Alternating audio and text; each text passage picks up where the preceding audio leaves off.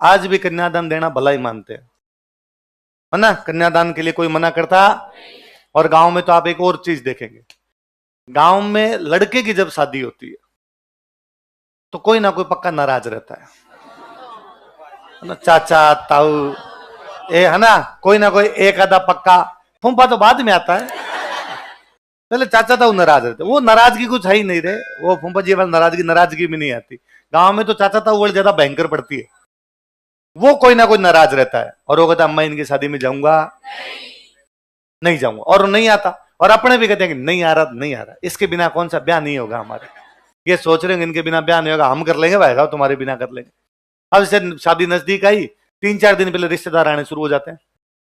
कोई मामा फूफा टाइप के जो लोग आने शुरू होते हैं, उनका एक ही काम होता है, लड़ाई को और बढ़ाना। वो दोनों घरों में जाते हैं ना, उधर भी जाते हैं इधर भी आते हैं। तो उनको जाके कहते हैं नहीं बुलाया, गलत बात है यार, ऐसे थोड़ी होता। भाईपा तो एक जगह बैठे तो ही भला लगता है, और बुलाना तो चाहिए। इधर बढ़ाऊंगा आगे और कहते हैं कि वैसे आदमी काम का तो नहीं है, पर फिर देख लो अपने हिसाब से। फिर फाइनली वो कहते हैं भाई बुलाओ, बुला के लाओ उसको। और जब आप बुलाने के लिए जाते हो और आपको कहते हैं आप चलो उनको बुलाने के लिए, वो भाई नाराज है, उसको बुलाने के लिए चलो। आदमी पीयर प्रेशर में आता है, इतने सारे रिश्तेदारों के प्रेशर में आता है, ठीक है लो चलता हूं। फिर वो चाचा जी को जाके चाचा जी और ताऊ जी या पापा अपने जो बैठे हैं आमने सामने बातचीत करवाते हैं।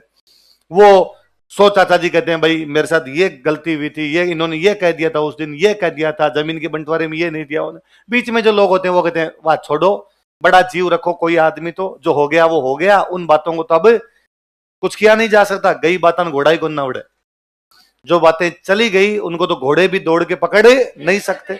अब आगे से नई शुरुआत करो, ब्याह शादी में चलो, भाई भाई साथ में बैठो। तो चाचा जी तो मान जाते हैं फाइनली कि भाई ठीक है, पर खड़े रहते चाचे। वो दरवाजे के पीछे खड़े रहती है, वो कमरे में नहीं आती ऐसा। वो दरवाजे के पीछे से कहती है कि जब बंटवारा किया था ना तो थाली तो 4 ही थी, 7 तो मेरे दाइजे में आई थी, 3 तो दाइजे वाली थालियां खा गए थे। हमारे जमीन में ये नहीं दिया, वो नहीं दिया, ये इनकी बकरियां हमारे आ जाती है, अरे ये खा जाते, इनके नाली का पानी हमारे इधर आ जाता है। वो इस प्रकार की खूब सारी बातें सुनाती। इधर जो आदमी बैठे रहते उनमें से वाह वाह बिननी वाह, वाह बिननी जोरू मत बोलो भारे सुना है कोई। और बिननी कहती इसीलिए तो जोर से बोल रही हूं ताकि बाहर सुने लोग, बाहर लोगों को पता चले। पर कुल मिला के आ जाते हैं, बैराजी होके आ जाते हैं। ये लड़की वाली शादी में, उसमें भी नाराज हो सकते हैं। नाराजगी क्या, परिवार भाई भाई में नाराजगी चलती है, उसमें भी वो नाराज होते हैं, नहीं जा रहे, पर उसमें कोई मनाने के लिए नहीं जाता उनको। भाई का ब्याह है, आओ तो तुम्हारी मर्जी, नहीं आओ तो तुम्हारी। भैया किसी एक की नहीं है, भैया साझी है, वो सबकी है, सबको आना चाहिए।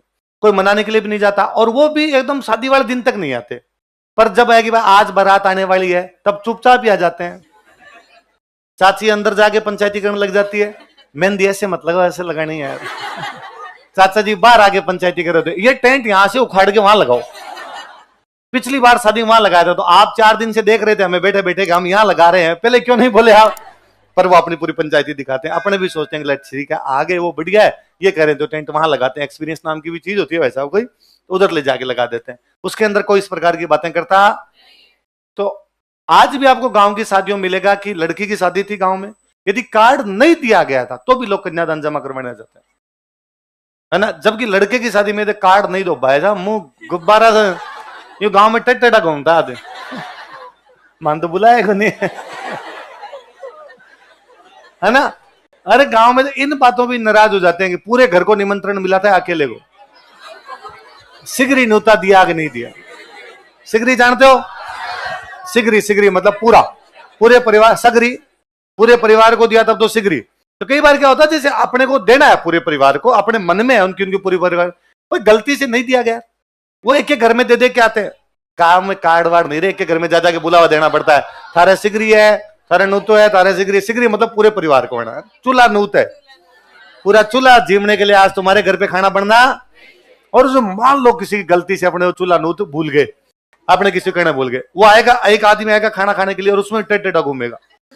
तो अपने जैसे देखा आपने, अरे अकेला क्यों आया, टाबर नहीं रहा साथ के अंदर, और वो आदमी उतना एटीट्यूड के अंदर कहता है कि सिगरी दियो, हमें सिगरी नोता दिया नहीं था, तो हम सारे आए। ये जालोर सिरोही साइड वालों को तो और भयंकर चीज है, इनके तो जिसको बारात में लेके जाना होता है उसको देनी पड़ती है साबुन, साबुन साबुन साबुन। जिसको बारात में लेके जाना उसको क्या देनी पड़ेगी? इसका मतलब है नहा धो के कल तैयार रहना। यदि किसी को साबुन नहीं मिली, इसका मतलब तेरे को बारात में लेके, तो गांव में चर्चाएं होती है कि भाई अपने दो दोस्त है, अपने किसी तीसरे दोस्त की शादी, तो अपने पूछते हैं हाबू आयो, सह को है बोलते हैं, साबुन को साबू, सह को है बना दे हाबू, हाबू दियो थर ना, थर दियो हाबू ना। इसलिए अपने दोनों को बारात में लेके और कई बार मान लो गलती से आपका दोस्त आप देना चाहते थे पर भूल गए, तो वो आपकी शादी में नहीं जाएगा बारात में। आप शादी से फ्री हुए 5-7 दिन बाद तू मेरी बारात में क्यों नहीं चला? वो होते ट्रीटमेंट हाबू दियो, हाबू नहीं दिया था तो मैं तेरी बारात में। आजकल थोड़े एडवांस हुए, आजकल खाली साबुन नहीं देते, पूरी किट, शेविंग किट वगैरह पूरी देते हैं। भाई तैयार होके आना, कल आराम से तैयार होके आना तो जरूरी है जी। तो वैसे था राजकुमारियों की शादी में तो सब में लगेगा, और राजकुमार वाली शादी है तब एक के अंदर। तो राजकुमारियों की शादी में जो टैक्स था उस टैक्स का नाम क्या था? ये तो अब जाके थोड़ी थोड़ी परंपराएं धूमिल पड़ी है जी। जिंदगी तेज गति से दौड़ने लगी है 2000 के बाद। 2000 से पहले जिंदगी बड़ी थमी हुई थी लोगों की। मतलब मेरा इवन ये तक देखा हुआ गांव में कि दादाजी की उम्र के लोग कहीं जा रहे हैं, पहले बैलगाड़ियां ऊंट गाड़ियां इन पे जाते, अपने गांव से 20 किलोमीटर दूर किसी गांव से होकर वो जा रहे हैं। उस गांव में उन्होंने देखा किसी गांव में टेंट लगा हुआ है। टेंट लगा हुआ मतलब ब्याह है। वो उतरते, पूछते भाई लड़के की शादी है कि लड़की की शादी है। पता चलता कि साहब लड़की की शादी है। वहां कन्यादान देते। कौन धर्म की, कौन जात की, किसकी, कोई नहीं पता। उनको ऐसा लगता था कन्यादान देने से स्वर्ग मिलता है, उनके लिए भला था। देते वही थे, 1 रुपया, 1.25 रुपया, 5 रुपये वैसे ही थे जी। पहले रुपए कहां थे, इतने रुपए हुआ करते, पर वो देते थे, वो कतई ये नहीं पूछते। और मेरे को तो इससे भी बड़ा जोरदार लगता है, एक और नोटिस करना कभी, कि जैसे अपने अपने के गांव की शादियां इस प्रकार से होती है कि मान लो मेरी बुआ की शादी की हुई है कहीं पर, तो बाद में मेरी बहन की शादी भी उसी गांव में कर देते हैं, है ना। और कई बुआ तो इतनी तेज होती है कि उस गांव की 10-15 भाइयों की शादी अपने परिवार में करवा देते है ना, अड़ोसियों पड़ोसियों की भी। भाई तुम्हारे भाई है, मेरे जेठूता है, उससे करवा दो, हमारे पड़ोस में वो लड़का, उससे करवा दो। तो गांव में वो जाल बंधा हुआ है। एक गांव में भाइयां देनी शुरू हुई तो उस गांव में 10 एक भाइयां अपने गांव की दी हुई है। फिर जैसे मान लो कभी ऐसा हुआ कि अपने बुआ की सासू मर गई, तो अपने जरूरी है कि सबके कपड़े लेके जाओ, ओढ़ावनी ओढ़ावनी सबके कपड़े लेके जाओ। तो अब अपने बुआ के तो सारे परिवार के लेके जाने, बुआ के दौरानियां, जेठानियां, ननदेन, सासू तो मरी गई, उसके क्या लेके जाना है ससुराल, जेठन, देवर है, जितने हैं सबके लेके जाने। उनके भी लेके जाते हैं जो अपने गांव की है, भले वो अपने परिवार की भी नहीं है, अपने जाति की भी नहीं है, अपने धर्म की भी नहीं, उसके बावजूद उन भाइयों के लेके जाते हैं।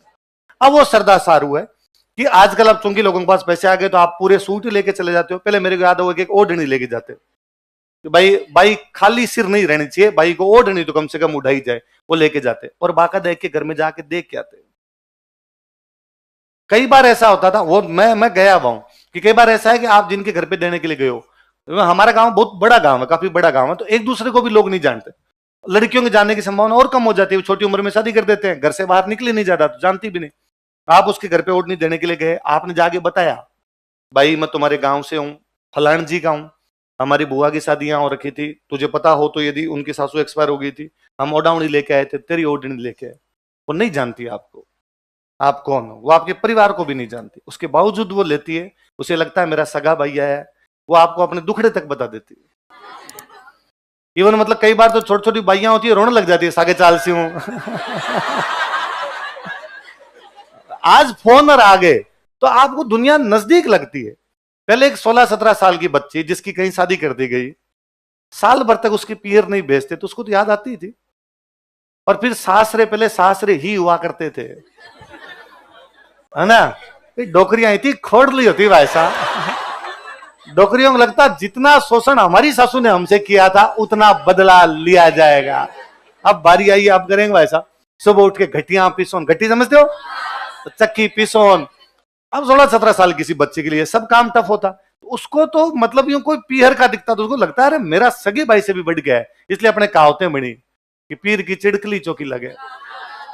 पीर की तो क्या अच्छी लगती है कि चिड़िया भी आए तो कहीं पर अच्छी लगती है। मुझे लगता है ये कितना सामाजिक ताना बाना हमने सोच के बनाया था कि नहीं यार, सब लोगों के साथ में ताकि तारतम्य में बैठा रहे और सब लोग ये माने कि गांव की सब लड़कियां बहन है, सब लोगों में मैसेज जाए कि भाई गांव की है अपने तो वो अपनी बहन बेटी के समान है, वो कोई दूसरी नहीं। और मानते थे लोग माना करते थे। दूर दराज में भी कहीं पता चलता, कहीं रिश्तेदारी में जाते और जाते और वहां पता चलता कि यार उस गांव के अंदर अपने फलाने गांव की 3 पीढ़ी पहले की भी कोई बुआ दी हुई है, अब जो बूढ़ी हो गई, मान लो उसकी 90 ईयर्स ओल्ड है वो, तो भी लोग उससे मिलने के लिए जाते। वो उतना ही उसका स्वागत सत्कार करे जैसे मेरे को रियल भतीजा आया हो, वो वैसे ही उसको रखा करती। इसलिए कुछ साल पहले तक हमारी व्यवस्था ये थी कि लड़कियों को जब नया नया पढ़ाना शुरू किया था ना, पिछले 20 सालों में लड़कियों को पढ़ाना शुरू किया ज्यादा बड़े तौर पे गांव में, पहले पढ़ाते ही नहीं थे, फिर धीरे धीरे पढ़ाना शुरू किया देते। गांव में 5वीं की स्कूल है तो 5वीं पढ़ा दी, फिर छुड़वा दी। गांव में 8वीं की स्कूल है तो 8वीं पढ़वा दी, फिर छुड़वा दी। आगे कहां भेजे, उनके सामने भी समस्या थी। धीरे धीरे लोग इंटेलिजेंट है तो उन्होंने कहा नहीं यार आगे पढ़ानी चाहिए, तो क्या करें, कैसे पढ़ाएं। 8वीं तक पढ़ा ली, 10वीं तक पढ़ा ली, तो कहा प्राइवेट करवा देते हैं इसको। तो आपको जस्ट आप जो लड़कियां बेटी, आपकी जस्ट पिछली पीढ़ी में से खूब सारी लड़कियां मिलेगी जिन्होंने 10th के बाद पूरी पढ़ाई प्राइवेट कर ली, 12th प्राइवेट है, BA प्राइवेट है, MA प्राइवेट है, और वो कोई नौकरी भी लग गई होगी पर पूरी एजुकेशन उनकी प्राइवेट हो रखी है। तो फिर कैसे करें, तो पास में कोई शहर है 20 किलोमीटर दूर और वहां पर बच्ची का एडमिशन करवा दिया। अब एग्जाम देने तो जाना ही पड़ेगा। एग्जाम देने कौन दिलवा के लाएगा एग्जाम? आपके पापा जो है वो खेत में काम करते हैं, मम्मी आपकी अनपढ़, वो तो खुद ही कभी घर से बाहर नहीं निकली। तो पड़ोस का कोई लड़का जो उस कॉलेज में BA करता है उनके साथ भेज देते। भाई का पेपर है दिरवाई, भाई उनके साथ जाती आती, बहुत इजी बहुत स्मूथली था, ऐसा कुछ लोगों को अजीब भी नहीं लगता था। ये सब हुआ करता था क्योंकि लोग ये मानते थे कि एक गांव के अंदर सब भाई बहन होते हैं।